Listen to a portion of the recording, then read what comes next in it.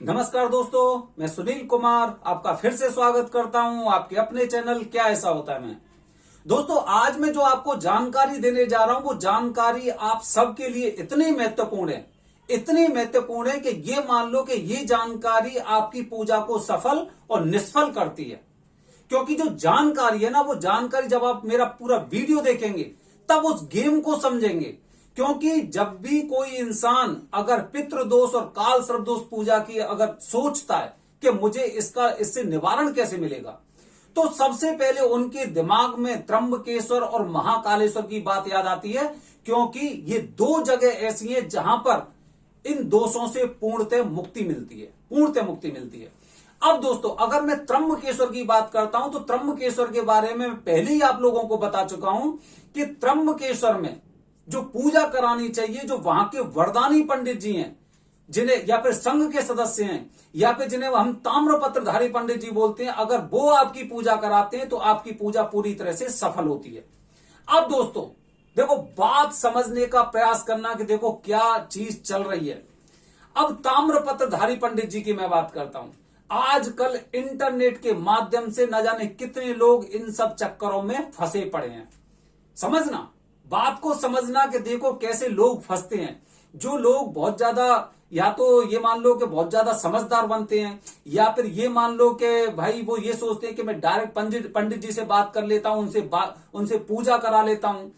चीजें समझने का प्रयास करना कि किस तरह का गेम है। जैसे मैंने आपको वीडियो के माध्यम से बताया था कि ताम्रपत्रधारी पंडित जी जो होते हैं, जिन्हें वरदानी पंडित जी बोलते हैं, उनके द्वारा की गई पूजा पूरी तरह से सफल साबित होती है। अब दोस्तों देखिए क्या होता है, हम अपने देश की बात कर रहे हैं। अभी फिलहाल मुझे कालसर्प दोष और पितृदोष की पूजा करानी है। मैंने इंटरनेट के माध्यम से देखा कि भाई ताम्रपत्रधारी पंडित जी कौन से हैं। मैंने उनके बारे में जानकारी निकालने की कोशिश की। मैंने इंटरनेट, यूट्यूब और जगह जगह से मैं उनके बारे में जानकारी निकालने का प्रयास कर रहा हूं। अब दोस्तों क्या होता है, देखिए कि अब आपको कोई नंबर मिल गए। मैंने कहा कि चलो ठीक है, आपको उन पंडित जी का नंबर मिल गया, ठीक है। अब नंबर मिलने के बाद अब क्या हुआ, मैंने उन्हें कॉल किया। कॉल पे मैंने अपनी कॉल बुकिंग कर दी कि भाई मुझे आपसे पूजा करानी है, ठीक है। पंडित जी भी ठीक है कि पंडित जी ने कह दिया ठीक है, इतने तारीख की आपकी पूजा है। जैसे कि मैं आपको बता रहा हूं दोस्तों कि ग्रुप में पूजा अगर पितृदोष की कराते हैं तो 8,500 रुपए लगते हैं, और अगर अकेले में एकांत में पूजा कराते हैं पितृदोष की, जो 3 दिन की पूजा होती है, वो 21,000 रुपए की होती है। अब आपने बुकिंग करा दी पंडित जी के पास, और जो तारीख दी थी पंडित जी ने, उस दिन आप पंडित जी के पास भी पहुंच गए। ये बहुत अच्छी बात है इत्तेफाक से कि आपने जिन पंडित जी से बात की थी वो ताम्रपत्रधारी पंडित जी हैं। बिल्कुल सही है। अब दोस्तों उन्होंने कहा ठीक है, कल सुबह नहा धो के ये वाले वस्त्र पहन के और आप यहां पे आ जाना, आपकी पूजा इतने बजे शुरू हो जाएगी। अब जैसे ही आप वहां पे एकदम नहा धो के अपने वस्त्र पहन के जब वहां जाते हैं तो आप देखते हैं कि आपकी पूजा कराने वाले वो पंडित जी नहीं थे, बल्कि ये पूजा कराने वाले दूसरे पंडित जी हैं। समझ गए बात? ये गेम है, बताऊंगा। अभी तो देखते जाइए, आप देखिए क्या गेम चल रहा है। अब आपकी पूजा किसी और ने कराई। अब आप एकदम मन में आपके में एकदम जोड़ घटाव गुणा बाकी चलने लग गए, और आपने सोचा कि हो सकता है इनके परिवार के होंगे, हो सकता है इनके भाई होंगे, हो सकता है इनके बेटे होंगे, हो सकता है कोई और होंगे, ठीक है। आपने पूजा करा ली। अब आपने पूजा करा ली, उसके बाद जैसी 3 दिन की पूजा संपन्न हुई तो आपने पंडित जी के बारे में पूछा कि पंडित जी आपका नाम क्या है, आप कौन है, वगैरह वगैरह। जैसे ही ताम्रपत्रधारी पंडित जी को पता चलता है कि ऐसे आपस में इन दोनों का विचार विमर्श चल रहा है, वार्तालाप चल रहा है, उसके बाद बीच में पंडित जी बोलते हैं ये मेरे भाई हैं, ये मेरे ये हैं। वो अपना रिश्ता अपने आप पहले से आपको बताने का प्रयास करते हैं कि इनसे मेरा संबंध ये है। अब देखिए, अब गेम देखिए। जैसे कि हम बताते हैं कि पंडित जी से पूजा आपकी पूरी तरह से सफल साबित होती, जो वरदानी पंडित जी होते, लेकिन उन्होंने तो आपकी पूजा कराई नहीं। कहां कराई उन्होंने आपकी पूजा? आप इत्तेफाक ऐसा हुआ कि आपको नंबर मिल गया, और नंबर मिलने के बाद क्या हुआ कि वहां पे उनके घर भी पहुंच गए, लेकिन पूजा उन्होंने नहीं कराई। आप जानते हैं त्र्यंबकेश्वर में करीब 250 से 350 वरदानी जो ताम्रपत्रधारी पंडित जी हैं, लेकिन अगर मैं टोटल पंडित जी की बात करूं तो 20-25 हजार के आसपास पंडित जी त्र्यंबकेश्वर में होंगे। अच्छा, अब देखिए, अब पंडित जी ने क्या किया, अब पंडित जी ने देखा कि भाई हम ताम्रपत्रधारी हैं, इतने दिनों से यहां पर रह रहे हैं। इन्होंने क्या किया, अपने बुआ जी के बच्चों को बुला लिया, अपने ससुराल के बच्चों को बुला लिया, अपने मामा जी के बच्चों को बुला लिया, और भी इधर उधर के जो रिश्तेदारी के लोग थे उनको भी बुला लिया, और सबसे पूजा करा रहे हैं। क्योंकि भाई उनके पास तो पूजा, एक दो पूजा तो है नहीं, उनके पास तो बहुत ज्यादा पूजा है, काफी लोग इतने सालों से वो वहां पे रह रहे हैं, तो इसकी वजह से उन्हें जानते हैं। तो वो जिनके साथ पूजा करवा देंगे वो बंदा उन्हीं के साथ पूजा करा लेता है। अब आप देखिए, क्या ये उनका परिवार है? क्या लगता है आपको? भाई अगर मेरे दादाजी को ताम्रपत्र मिला था तो ठीक है, मैं उसका भागी हूं, मैं पूजा कर सकता हूं, मेरे भाई पूजा कर सकते हैं, मेरे पिताजी पूजा कर सकते हैं, मेरे चाचा ताऊ भी पूजा कर सकते हैं, लेकिन मेरे ससुराल का पक्ष नहीं कर सकता। अगर मैं बात करूं कि जैसे मेरे मामा जी का पक्ष हो गया, मेरे बुआ जी का पक्ष हो गया, वो नहीं कर सकता। कैसे कर पाएगा? तो दोस्तों ये गेम, अब आप एक बात बताइए, ये वाले पंडित जी में और जिन पंडित जी की मैं आपसे बात कर, देखिए दोस्तों, अब बात वही घूम फिर कर आ गई कि जो पंडित जी से आपने पूजा कराई, जो आपने सोचा था कि मेरी पूजा ये पंडित जी करेंगे, वो उन्होंने तो आपकी पूजा नहीं की। आपकी पूजा तो बिल्कुल उसी तरह से हो गई जैसे कि आप त्र्यंबकेश्वर आए और वहां पर आपकी किसी पंडित जी से मुलाकात हुई और उन्होंने आपकी पूजा कर दी। समझ रहे हैं आप मेरी बात को? तो दोस्तों ऐसा होता है, त्र्यंबकेश्वर में अगर आप इंटरनेट के माध्यम से भी अगर इस तरह की गतिविधि का आप शिकार बन रहे हैं तो आप खुद जानबूझकर बन रहे हैं।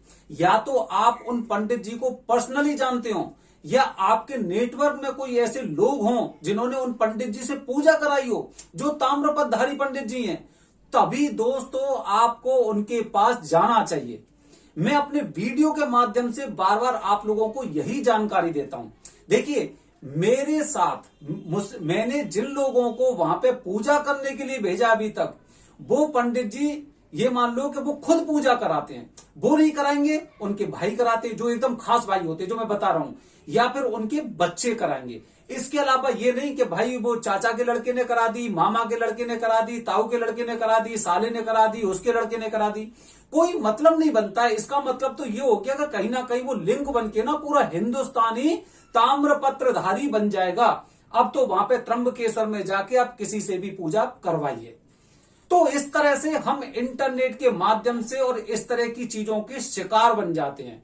दोस्तों काफी बार मैंने अपनी लाइफ में ऐसा भी देखा है, जैसे कि लोगों को अच्छे पंडित जी चाहिए, उनकी श्रद्धा बहुत अच्छी होती है, उनका उद्देश्य ये होता है कि मेरी जेब से कितना भी पैसा जाए लेकिन पूजा की पद्धति में उसी हिसाब से कराऊं।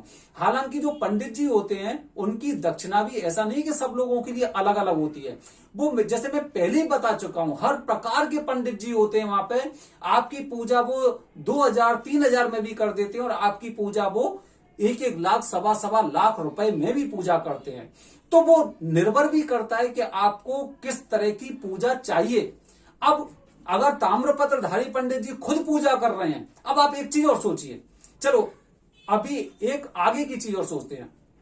आपने पंडित जी से बुकिंग कराई, पंडित जी मुझे इतने तारीख को पूजा करानी पितृदोष की, ठीक है। अब 3 दिन की पूजा 21,000 रुपए, ठीक है, एकांत में। अब इसी दरमियान अगर पंडित जी के पास कोई ऐसा इंसान आ गया जो उन्हें ज्यादा पैसे दे रहा है, या फिर ये है कि कहीं पे भी उनकी भागवत कथा या कुछ भी ऐसी चीज चल रही है कि एक बार कि उनके पास उसी टाइम का एक ऑफर आया है। अब आप खुद सोचिए कि वो पंडित जी क्या करेंगे। सोचिए आप, क्या वो आपकी पूजा कराएंगे? आपको लगता है? भाई ऐसा नहीं है कि वो आपकी पूजा कराएंगे। इसीलिए वहां पे 200-250 जितने पंडित जी हैं, उनमें से मैंने ज्यादा लोगों के बारे में मैंने लोगों को बताया ही नहीं, किसी को नहीं बताया है। मैं जानता हूं वहां की चीजों को कि आप जाओगे, आपको दिखाया कुछ जाता है और आपको दिलाया कुछ जाता है, आपको दिया कुछ और जाता है।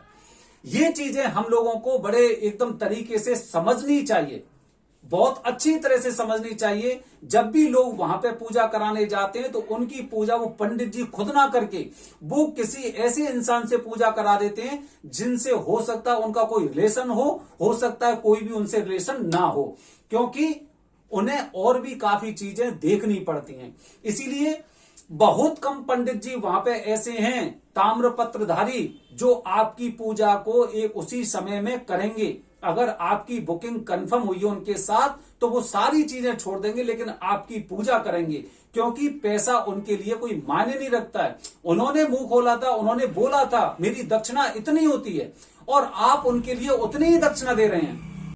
तो ये मान लो कि वो फिर अगर कोई उनके पास अगर ऐसा काम आता है तो वो उस चीज को किसी और से कराते हैं। इसीलिए दोस्तों ये बहुत बड़ा गेम होता है कि हम ताम्रपत्रधारी पंडित जी ढूंढते हैं, वहां पे चले जाते हैं, लेकिन पूजा किसी और के द्वारा कराई जाती है। ये हम लोगों को एक बात समझनी पड़ेगी। हम लोग इंटरनेट से उनका नंबर निकाल लेते हैं, हम उनके घर पहुंच जाते हैं, लेकिन पूजा करते हैं तब हमें पता चलता है ये तो वो वाले पंडित जी नहीं है। ये चीजें आपको समझने की आवश्यकता है। इसलिए जब भी आप त्र्यंबकेश्वर जा रहे हैं तो आपको ये बात ध्यान होनी चाहिए, या तो आप वहां पे पर्सनली किसी पंडित जी को जानते हो, या आपके नेटवर्क में कुछ लोग ऐसे हों जिन्होंने पहले वहां पे पूजा कराई हो उन पंडित जी से, उन्हीं ताम्रपत्रधारी पंडित जी से पूजा कराई हो, तब उनके पास जा सकते हैं। और अगर तीसरा आपके पास विकल्प नहीं है तो तीसरे विकल्प के लिए मैं खुद खड़ा हूं यहां पे आपके लिए। बस ये है कि मुझे आलतू फालतू कॉल मत करना, भाई ये कैसे होता है, मेरे परिवार में तो बहुत दिन से ऐसा चल रहा है, मैं तो बहुत ज्यादा परेशान हो गया हूं, अब चीजें बर्दाश्त नहीं होती, इतने सालों से ये चल रहा है। वो चीजें मत बताइए प्लीज।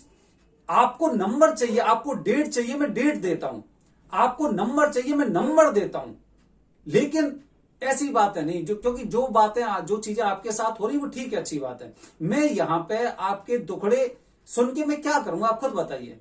बस मेरा प्रयास ये है, मैं आपकी ये हेल्प कर सकता हूं कि मैं जो नंबर दूंगा पंडित जी वही आपकी पूजा करेंगे, वही पूजा करेंगे।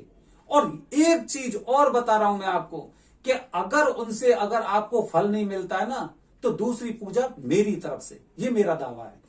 तो दोस्तों ये मैंने आपको जानकारी दी कि इंटरनेट के माध्यम से आप कहीं किसी धोखाधड़ी का शिकार तो नहीं हो रहे।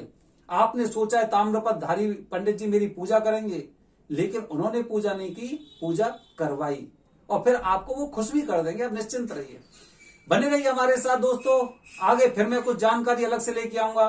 धन्यवाद। जय हिंद, जय भारत, हर हर महादेव।